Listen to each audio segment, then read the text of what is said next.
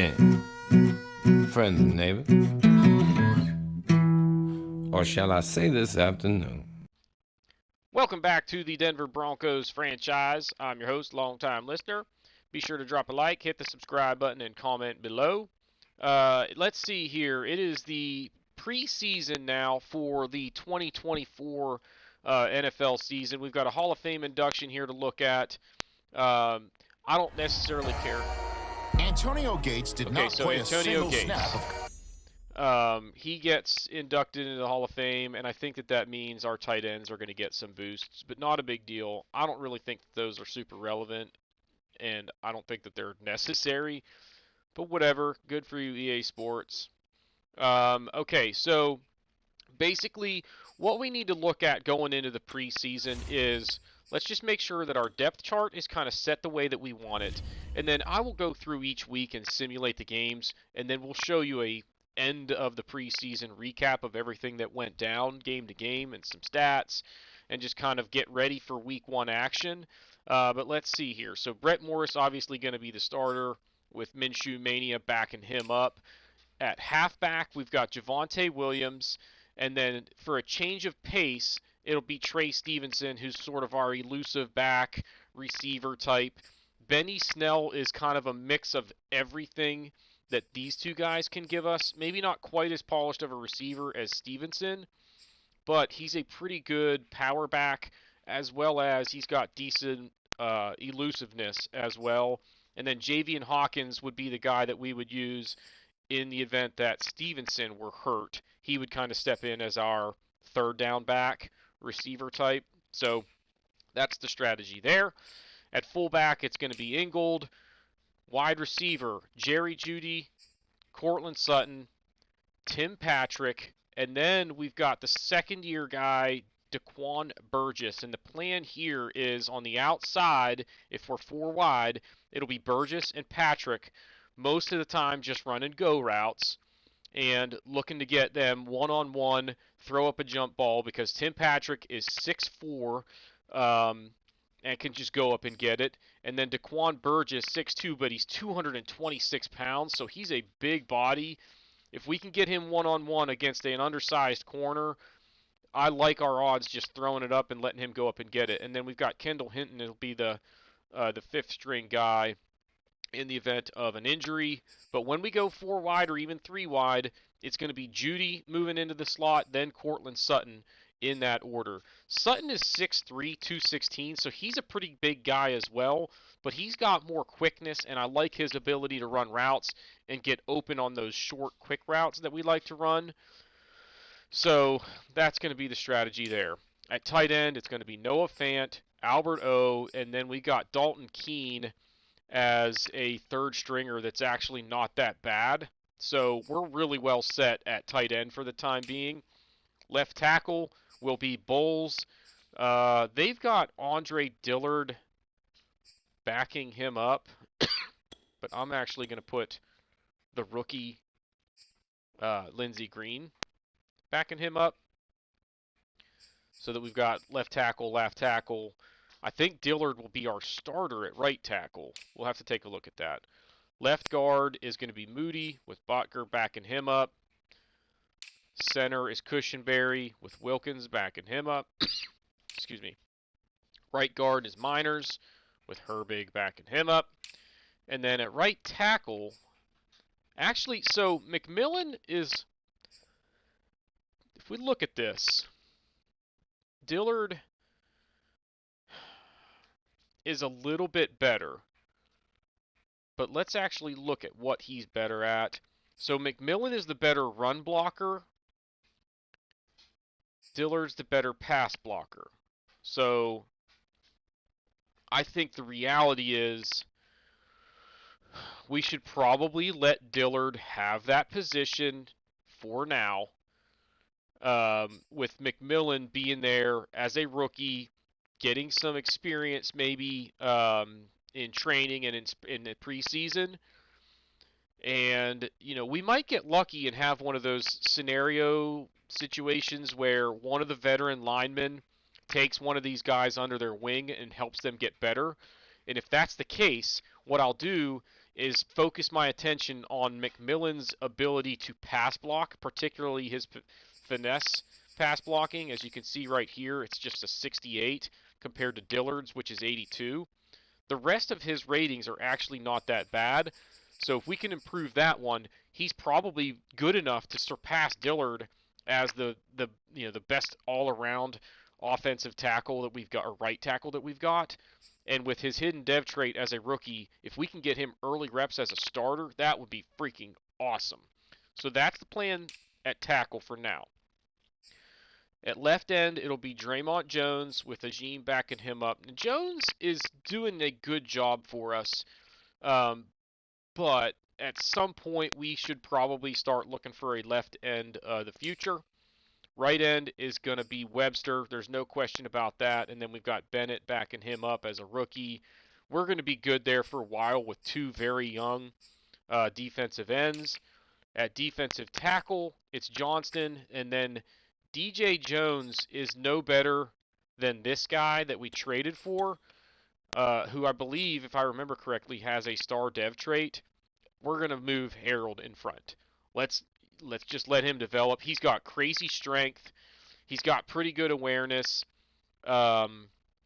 He's actually got better finesse moves by a long shot, and his power moves are actually not that bad. His block shedding's about the same, tackling about the same. So I think he is the guy. What is this POW here? Hit power, maybe? Yeah, I don't necessarily care about that. Basically, he's just as good as Jones on just about every column that we look at here. So there's no reason not to start him. Let's just let the young guy take the spot and develop, and then we'll have two young studs at D tackle. Left outside linebacker is going to be Kenny Young. I'm not thrilled with what we have going on here, but that's about the only position where I can say that right now. McPherson at middle linebacker is doing a very good job for us. I would love to get him up to a star and even superstar dev trait, but for right now, he's just fine. And then we've got the rookie Bubba Van Buren down here. I think he's a normal dev trait, though. So chances are McPherson will be our guy for a couple more years. Bradley Chubb at right outside linebacker. He's starting to maybe get up there in age a little bit, but he's got the star dev trait, and he's an 87 overall. I'm not worried about him for at least 3 or 4 more years at minimum. At corner, we've got Surtain, and then this gap from him to O.J. Mudia is like the only other concern that I have on the team right now. I think O.J. Mudia will be good enough to be a serviceable option as our, number 2 corner. If Surtain gets hurt, boy, do we look like we might be getting exposed a little bit. But these 3 guys are not that bad, frankly, and these 2 are both very young. And Webster is a hidden dev trait.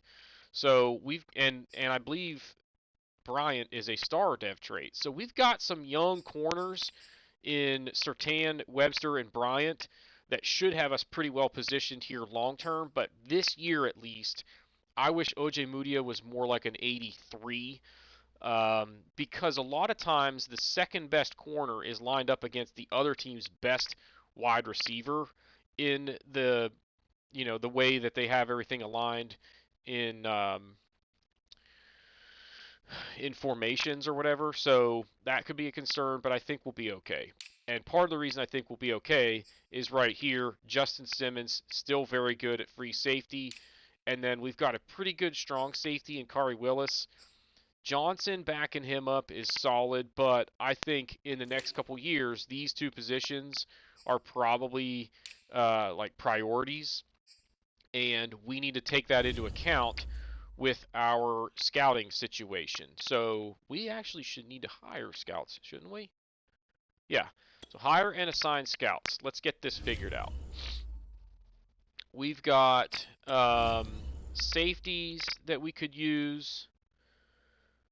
I don't really need a corner anymore. So Rondé Barber, we're going to let you go.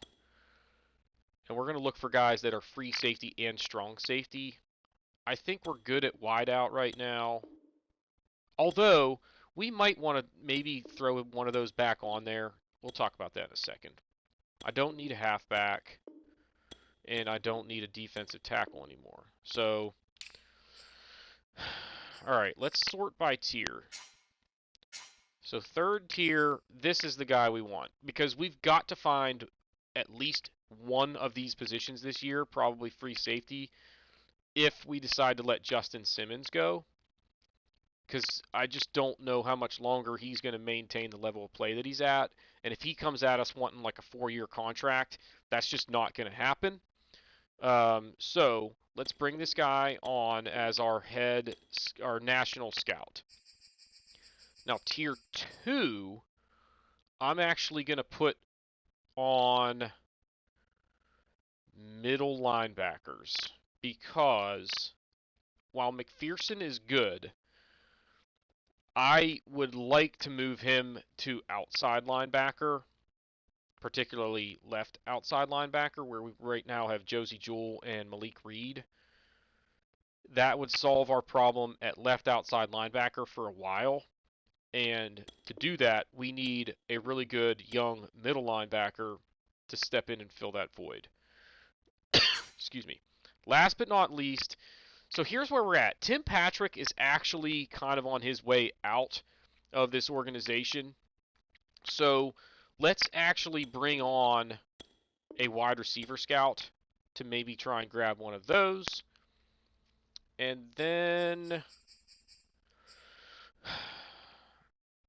should we maybe consider a left end as a Draymond Jones heir to the thrones? And finally, let's get another safety specialist. There aren't any. Are you kidding me with this? Well, let's look at outside linebackers then.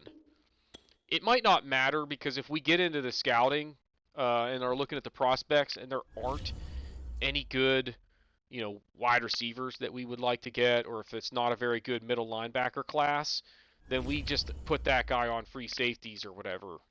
We just kind of do that, whatever makes sense based on the prospects in that territory, which we just don't have line of sight to yet. So OJ Mudia, as you can see here, is healthy again. Not a big deal there. We kind of know on the depth chart actually where he stands. I forgot to actually do this because we need to go beyond the corner and free safety positions here and get down into this stuff. So kick returns, it looks like it's going to be Bryant again.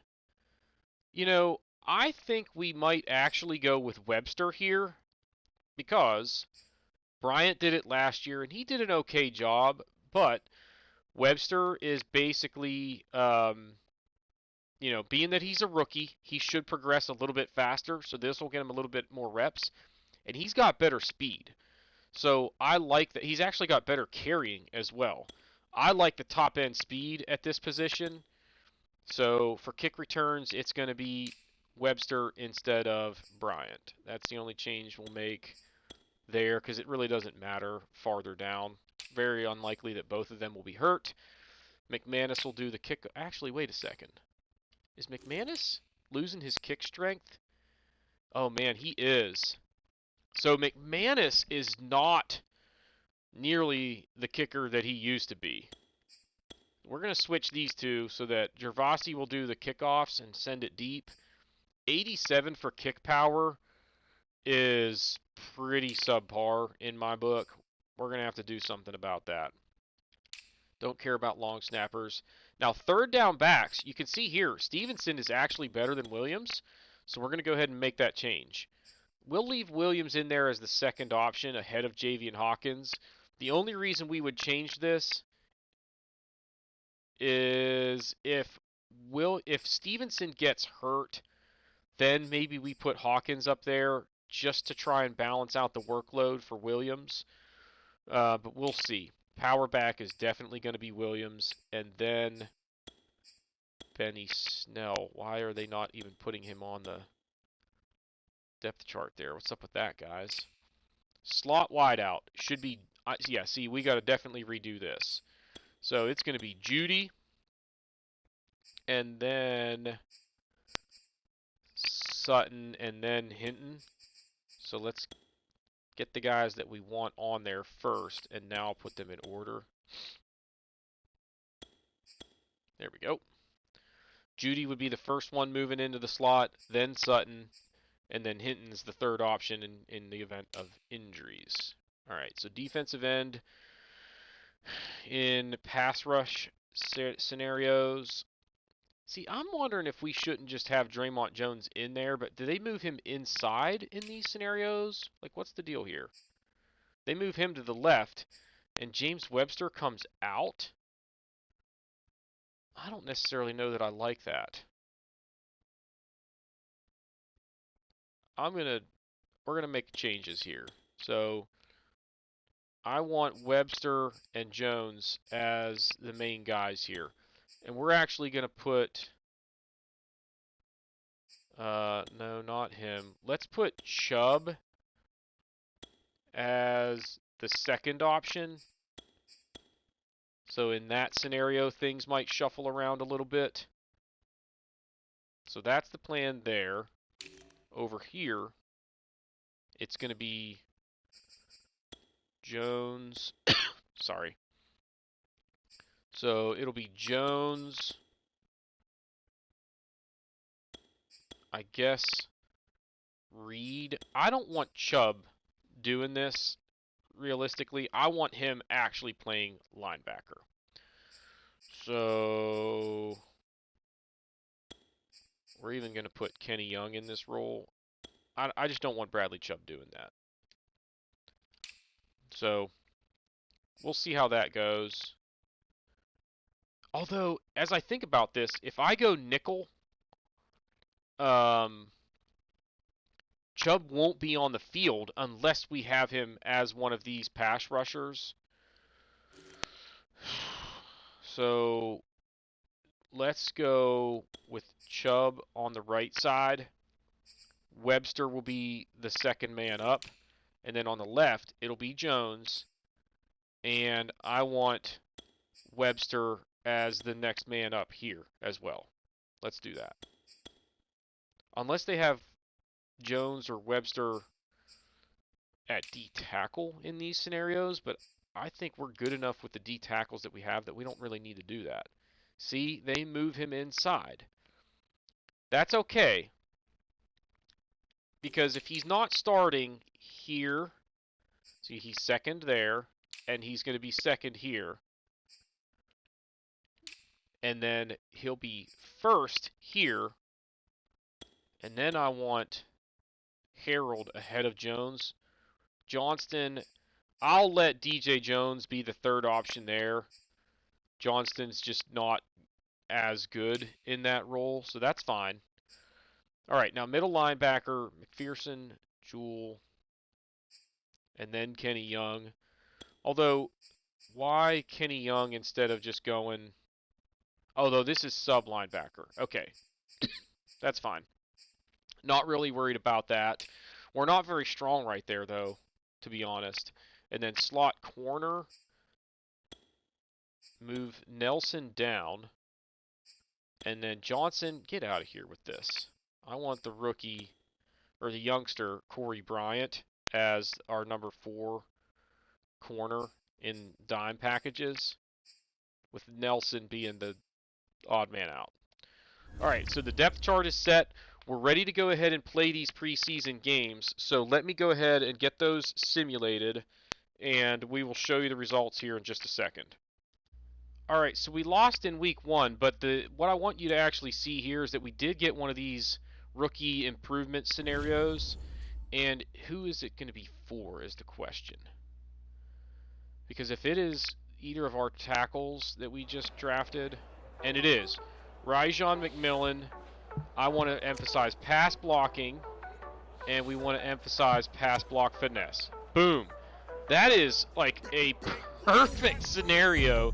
He gets +3 pass block finesse, to where now I think that puts him at a 71, which is reasonable, and puts us in a position to start him at right tackle and develop him a little bit more quickly that way. So I think that's going to be the plan, but let me finish wrapping up preseason action, and then we'll dig into that. All right, so preseason games are behind us. We're ready for the regular season now to kick off.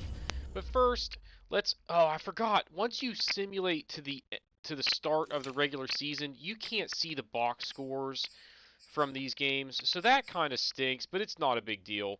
We lost the first two, didn't play very well really in either of them from the looks of things, and then we smoked the Giants on the road, doubling them up 42-21.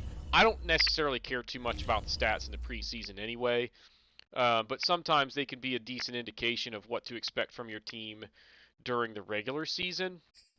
But anyway, let's go ahead and set our goal for the season, which is definitely going to be make the playoffs. No question about that. This is a playoff team.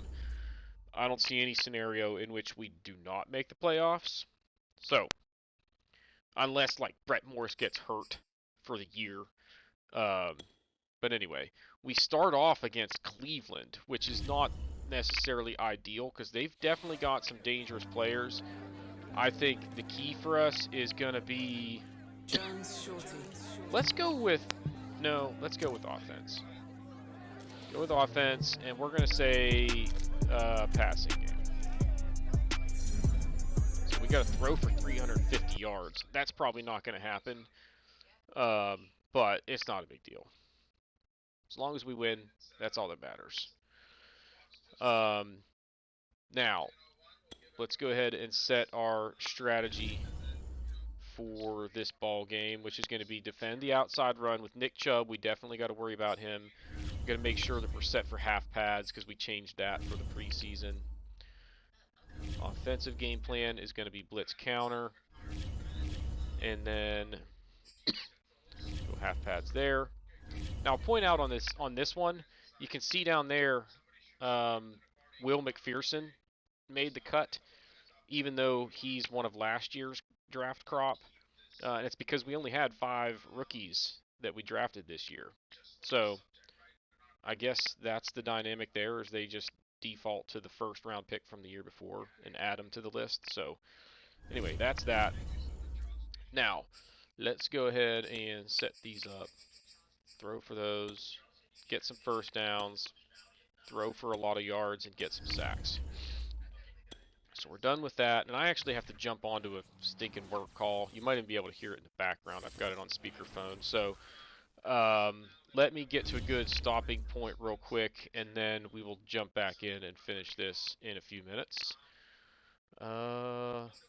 Yeah, let's just stop there. We'll come back and dig in here in just a moment.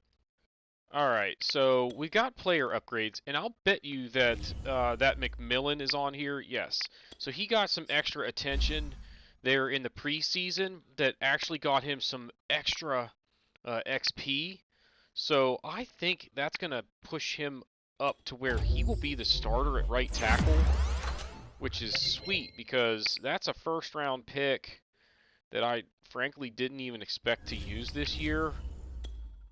Because we had a decent right tackle already, but now we get the benefit of plugging him right in. He takes over that role. He's going to develop really quickly, hopefully, and turn into a stud for us. And really, our offensive line is set for a long time. And he actually got 2 XP, or 2 upgrades. So we're actually going to go pass protector to try and emphasize getting him a little bit more balanced there. He got pass block power. Let's do it again and hopefully get some pass block finesse. Come on, baby. Yeah, +2. So he's now a 74 overall with the temporary boost pushing him up to a 75. I think he is our starter at right tackle. So we're going to have to revisit the depth chart here in a second. I should point out that I used some staff points to get a couple of upgrades. Basically, all I bought, though, were upgrades that made it cheaper for me to upgrade or to purchase the upgrades on the offensive coordinator and defensive coordinator tabs. So that'll help us as we move forward to just reduce cost. Lindsey Green apparently was injured at some point during the preseason, although it was probably just like he left the last game. with an injury, but now he's ready to go. So what we need to do is go back through our depth chart just to double check everything and make sure nothing squirrely happened because of injuries or upgrades in the preseason. We shouldn't see anything up through here. I did have, or actually Tim Patrick had a little side session where he helped get Daquan Burgess better at running deep routes and helping with his release. So I think that will help, considering our strategy for him is to just basically run those go routes, and he's not a very good deep route runner. You can see there just a 68, so he's got work to do, although his release is pretty good at an 85. So that's that. And I think we're good at wide out for now. Tight end is solid. Nothing needs to change there. Left tackle, Green needs to move up to the second option. McMillan will be third because he's going to be the starter at right tackle. The only reason I would want to move him to left tackle is if those other two get hurt. He would slide there. And who is our other right tackle? Can't remember. We're going to let Herbig be the second one there. We brought him in to be the backup. He's going to be the backup. Now here, Dillard, you now just got passed by the guy that you just... Actually, no, it was Bowles that helped him improve. So, sad story for Andre Dillard. We bring him in as the free agent. He gets 1 year of PT, and now he gets benched. Let's go ahead and put Green as the third option at left tackle. So that's that. All right. Left end should be pretty straightforward. Right end. Straightforward. D tackle. Good to go.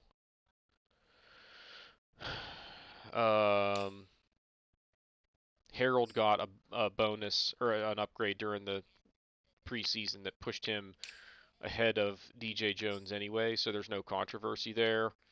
Then McPherson, Chubb, corner, I think is still... See, they keep wanting to move Nick Nelson up. We're not going to let them do that.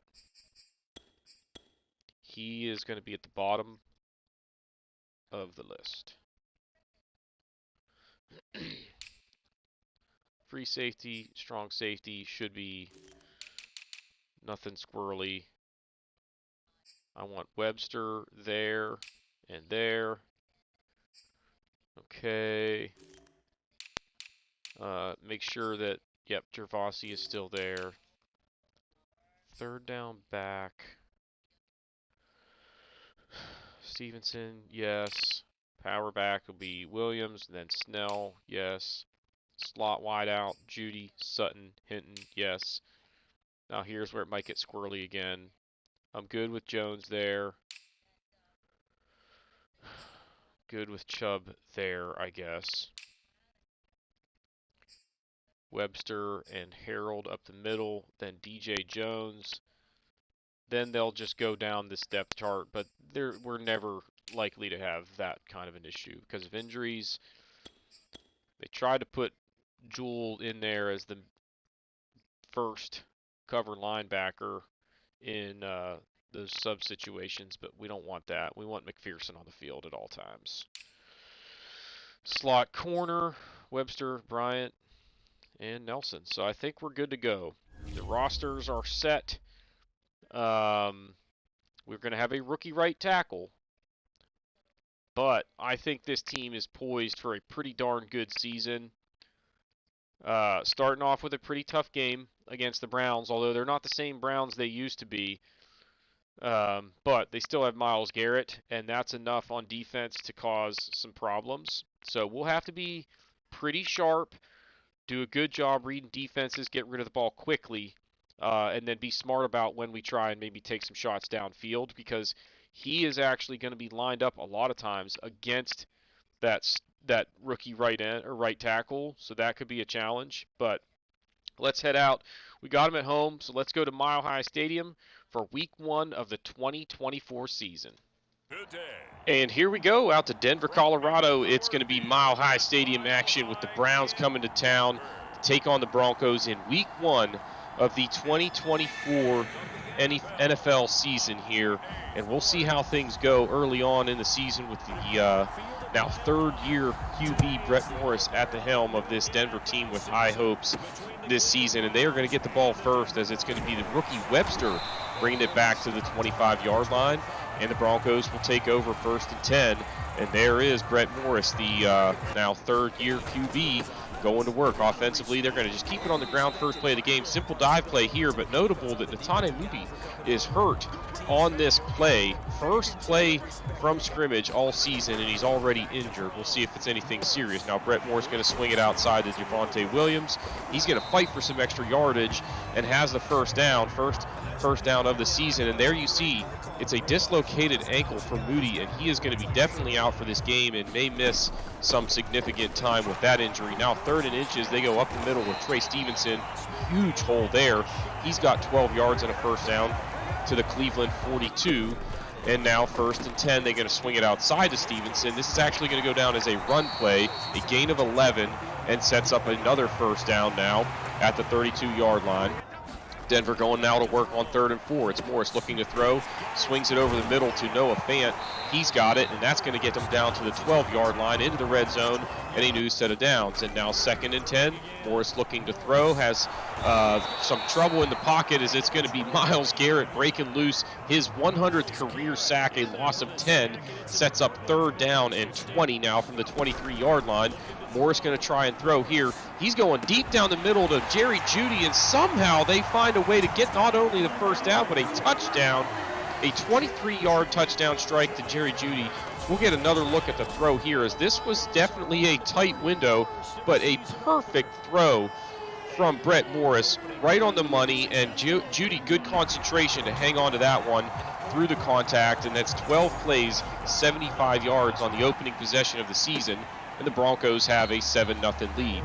The ensuing kickoff is going to be downed in the back of the end zone by Morris. And here comes Jalen Hurts, the QB now for Cleveland, with no more Baker Mayfield. First play of the game, he's going to just dump it off over the middle to Rice. He takes that out across the 35, a gain of 11, and a first down. Next play, or actually now 3rd and 10 later in the drive, it's Jalen Hurts looking to throw. That is going to fall incomplete, and the Browns would have to punt. Brett Kern going to try and angle one out of bounds here in the corner, and that's going to go out of bounds at the 11-yard line, where Denver will take back over. Now 3rd and 10 from the 11. Morris going to go down the field deep. It is going to be Tim Patrick going up in coverage and making a sensational catch for a 34-yard grab, and that's going to keep the drive alive and move them all the way out to the 45-yard line. Next play, they go up the middle with Williams, a huge hole there for him, and he takes it into Cleveland territory down to the 41-yard line. Again on the ground with Williams, and he's going up the middle fighting through tacklers. He's got another 11 yards on that play, and it makes it 1st and 10 at the 30. Now 2nd and 10. It's going to be Albert O with the grab coming across the middle of the field, and he takes it down to the 14-yard line where he's shoved out of bounds, and another new set of downs for the Broncos. Now 2nd and 3 from the 7. He's going to hit Jeudy over the middle again, and he's taking this one in for another touchdown. That'll make it 14-0 on the 2nd touchdown grab of the season already for Jerry Jeudy. And Cleveland's kind of scrambling at this point to hopefully get back into it. How do you do that? Well, just give the ball to Nick Chubb, right? He goes outside. He's got a huge gain. McPherson couldn't bring him down. He's all the way out across midfield, but a flag on the play. It is going to be holding against Cleveland, and that one is coming back. Now 3rd and 9 from the 26. It's Hurst looking to throw. Had plenty of time, but couldn't find anybody downfield. Dumps it off to Chubb, who's tackled short of the first down, and Cleveland's going to go 3 and out. Not what they wanted, and now Denver's got the ball back. It's going to be Noah Fant. He's got this one way across the field, and now down to the 47-yard line, already into Cleveland territory. Next play, it's going to be Hinton on the slant. He's got 14 yards, setting up first down from the 33, and Myles Garrett shaking up on the play. So nothing going well for Cleveland at this point. Now 3rd and 10. Morris looking to throw. He's going to go deep for Cortland Sutton. The pass is incomplete, but a flag on the play, and that's going to be pass interference, setting him up with a first down inside the red zone. Now 3rd and 2 from the 5. It's Morris going to roll out. He's going to try and run with it, but he is going to be tackled short of the first down. It'll be 4th and inches from the 3, and Denver is going to go for it. So they give the ball to Williams. Looks like Cleveland had a chance to get him there short of the yard to gain, but he shakes off the tackler, takes it in, and now it is 21-0. With about 8 minutes to go in the half, Cleveland is just getting pounded here in Denver. Now, 1st and 10 on the ensuing drive from the 41-yard line. He's going to swing it outside. That's going to be Harris, making a couple of men miss, and takes it across midfield to the 42-yard line. Nice play there, and it's 1st and 10. Cleveland on the move. Now 1st and 10 from the 32. They give it to Nick Chubb. He's got a good hole on the left side and takes it down to the 15, and he's already got 51 yards on just 5 carries on the day. Now 3rd and 8 from the 14. Hurst looking to throw. Goes outside with it, but Bryant was looking at the backfield on the zone coverage there.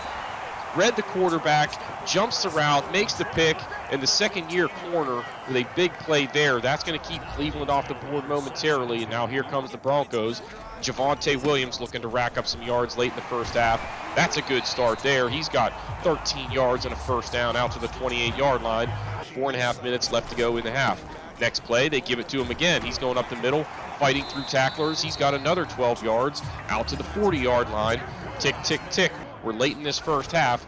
Cleveland still being shut out. Now Brett Moore's going to roll out play action, trying to go downfield, but got hit as he threw the ball, just kind of flails out of his hand. And Delpit makes a sensational interception, dragging his feet along the sidelines. You'll see here that Morris had Noah Fant wide open, but couldn't get anything on the throw as he was hit trying to release it. And look at the footwork there by Delpit. It makes the nice interception there, hanging on as he went out of bounds. Ensuing drive, it's going to be Nick Chubb with a massive hole out to the right side. Just nobody in sight. And he's got 77 yards now on 7 carries.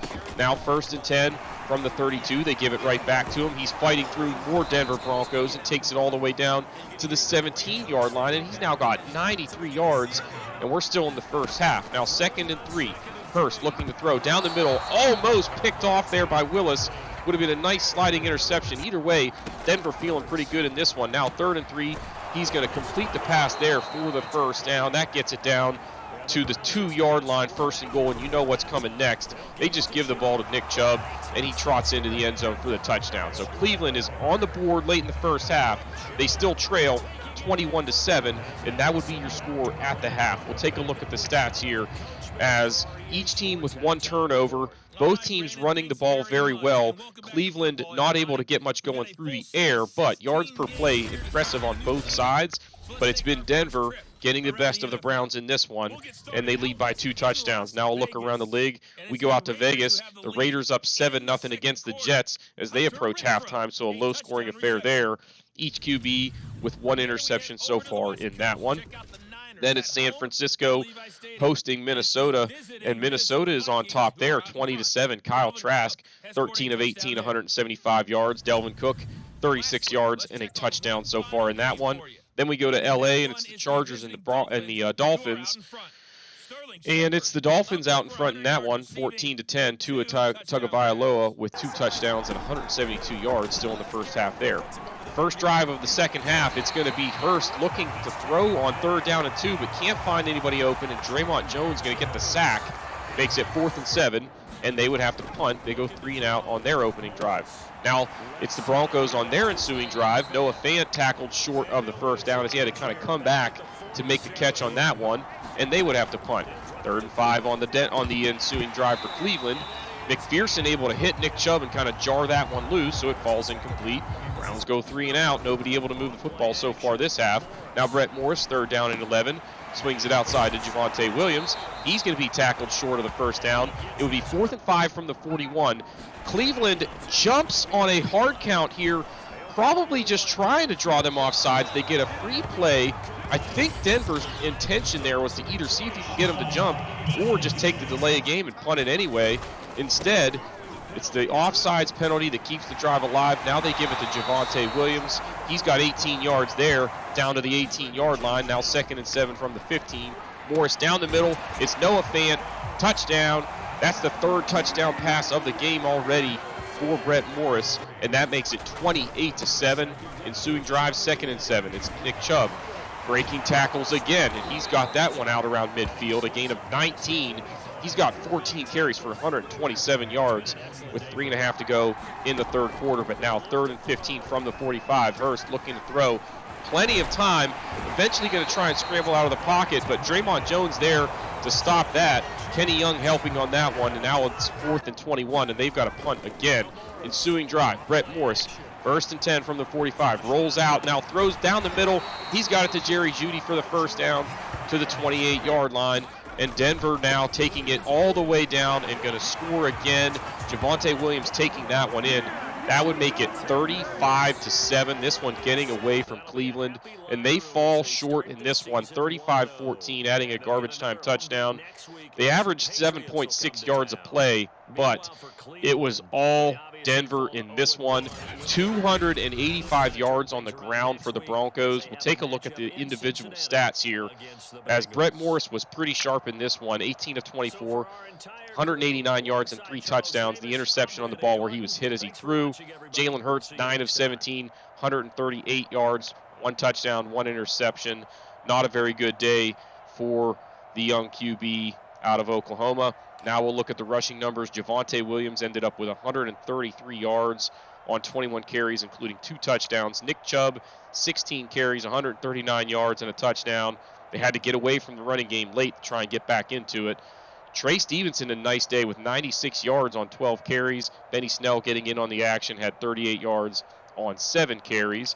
Now we look at the receiving numbers. Noah Fant, 6 catches, 59 yards, and a touchdown, and a nice day for him.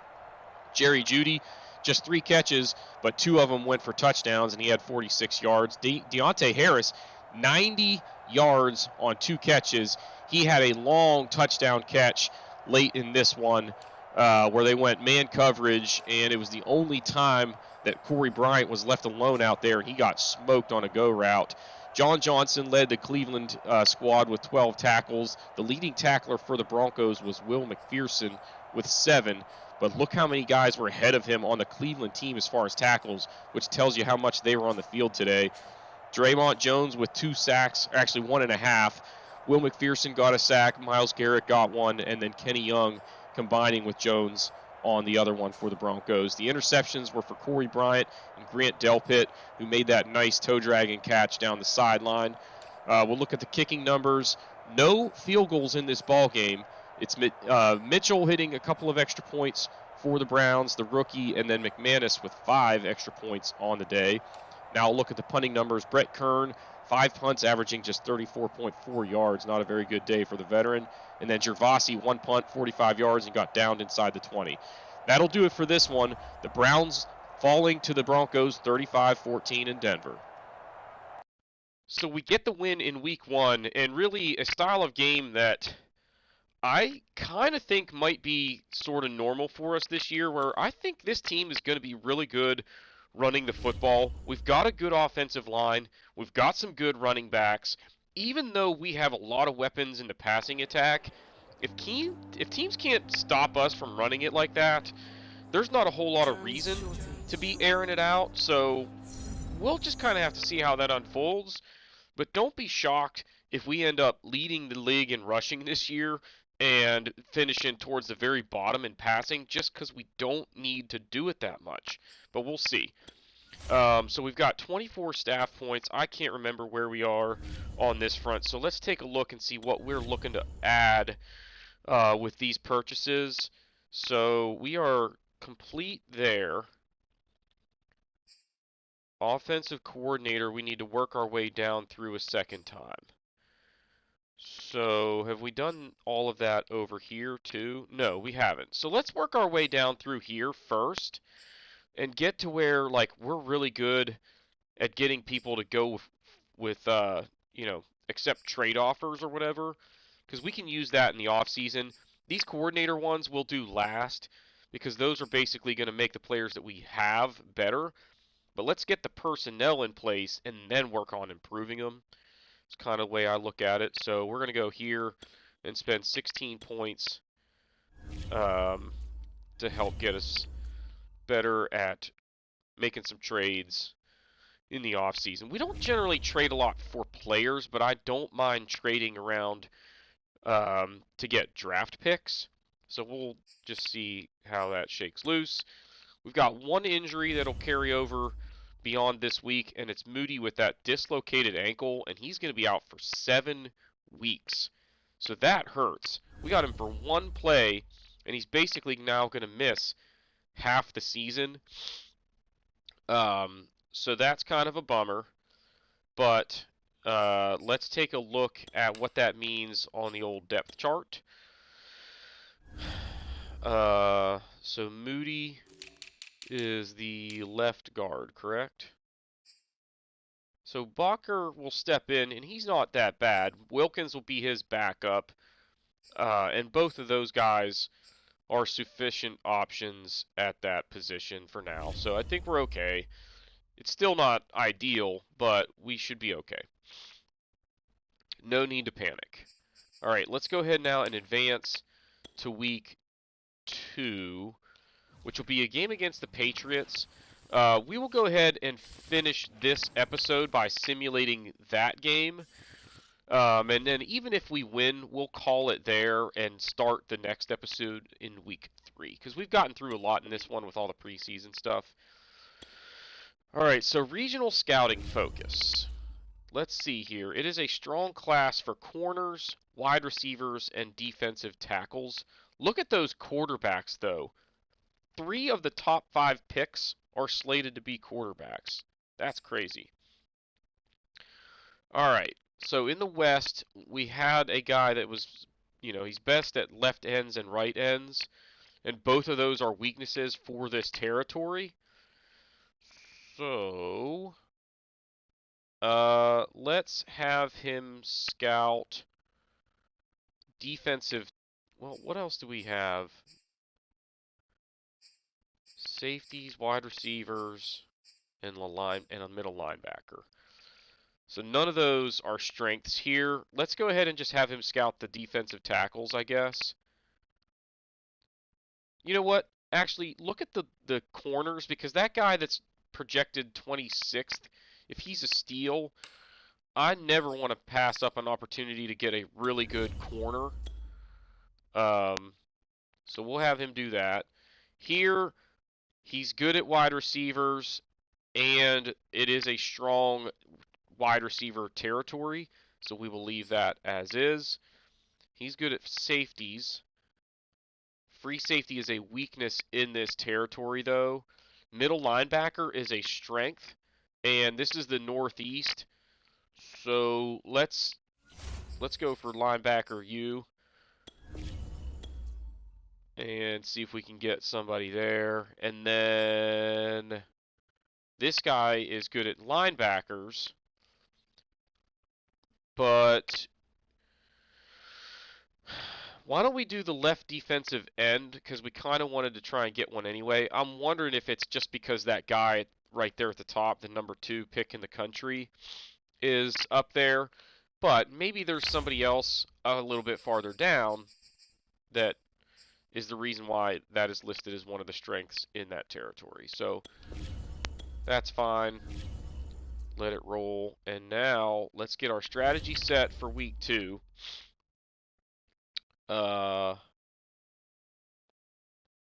We should have some player upgrades as well, because we got a little bit of extra bonus XP for beating the Browns. Against these guys, it says defend the outside run. Yeah, I guess let's just stick with that. Although they pass it a lot. Who's the QB there now? Is it still Mac Jones? And he's getting to be a little bit better. So let's actually stop the deep pass against these guys and just make sure he doesn't beat us. All right. And then defensively, yeah, I think we are always going to set it to blitz counter whenever we are simulating. And I don't care who we're playing, that's what we're going to do. Just making sure we're on half pads. And we are. So, alright, over here, look at that. 3 hidden dev traits. That's just bonkers. And I really hope Sammy Webster turns into a really good player. Because if he does, we will be loaded at corner for a while. So here, let's go throw 2 TD passes, get first downs, rush for 150, and get some sacks.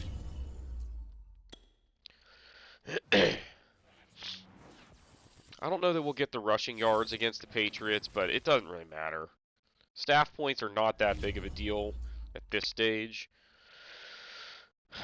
Alright,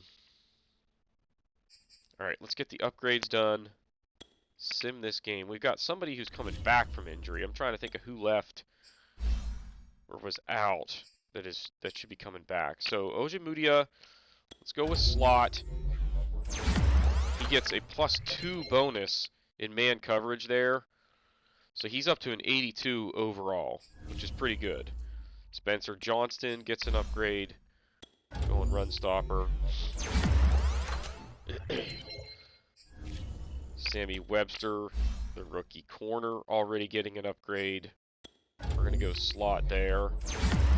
I think he could be a stud. He's already a 76 overall as a rookie. That's pretty impressive. All right, Wilkins. We'll go power. Kendall Hinton. Probably slot because that's all we use him for. Dalton Keene will be possession. And then who else? Nolan Bennett. You know, as bad as he is, I think I'm just going to go with power rusher. I don't think it's going to matter that much because we probably won't use him a whole lot. Javonte Williams, power back. Alright. He's off to a good start for the year. We're off to a good start for the year. Now we get the Patriots at home, and then the Raiders also at home. Oh, so Cortland Sutton left that game. Or no, maybe he just... I swear he was in the game. But whatever. Yeah. I feel like he left that game at some point with a minor injury, and that's why it said that he's coming back or whatever, but no big deal. So that will stay the way we have it. Here, we want Judy in this role, I think we decided. So that, here's basically what I think will happen in these scenarios. Since we have these 4 set as, so it'll go Judy, Sutton, Patrick, Burgess, and then Hinton. What that means, though, is that Burgess is not going to be the 4th man on the field whenever we go 4 wide, because Judy will move inside. They'll put Hinton in the other slot position, then look at the other list of wide receivers and put them on the outside, and that'll be Sutton and Patrick. I think that's how that works, because I noticed Hinton was in the game, but really I would rather have Burgess in there. I'm going to do that. I'm just going to make him the next man up there. He's the better overall receiver, even if he's not as well suited for that slot position. I think that's the better decision for us. So let's do that. If it's not working out, we can shuffle things around later, but I'm not real worried about it. I just want to get the younger guy a little bit of playing time and see if we can develop him. All right, that's it. Let's advance to week 3. I think this is a game we should be able to win. You know, when you look at the overall rankings, we're the better team. We got them at home, coming off of a nice win. And wait for it. 24-0. We blanked them. Heck yeah. Let's go look at the stats. The Browns I just saw lost again. They're 0-2. So 24-0. We ran the ball okay, passed it okay. Each team had 1 turnover. We did a really good job stopping the pass, and we held them to less than 100 yards on the ground as well. So pretty darn good job by the defense. Brett Morris was all right, but he did throw another interception. Although 3 touchdowns, good for him. Got that QB rating up there pretty high. He was sacked 4 times, though. Come on, guys. Javonte Williams getting most of the workload. Stevenson, a couple of carries. Benny Snell, just 1 carry. We held Damian Harris in check, 4.3 yards a carry. That's not that bad. I don't see any fumbles, which is good. Jerry Jeudy, a decent day. Noah Fant, another pretty good day. That's all right for Courtland Sutton. 5 catches isn't bad, but 35 yards tells me he wasn't, doing much after the catch. So defensively, our leading tackler was Sammy Webster, the rookie corner, with 6 tackles. So they didn't have the ball a whole lot. Barmore, a couple of sacks. Chubb, 2 more sacks. Winovich and Uche. Wait, who had the interceptions? McManus, I see, was perfect on the day. Interceptions, Justin Simmons and TJ Edwards. So it's a pretty good win, all in all. I'm happy with that. So let's leave it here. We'll jump in next episode with action in Week 3 against the Raiders. It'll be a simulate mode until we lose. But we're off to a good start at 2-0 and liking the trajectory of the season for the time being. So if you haven't done so already, please be sure to hit the like button, hit the subscribe button, comment below, and we will see y'all next time.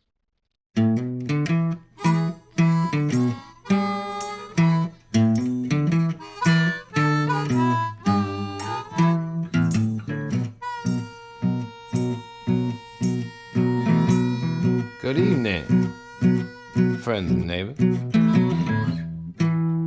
Or shall I say this afternoon?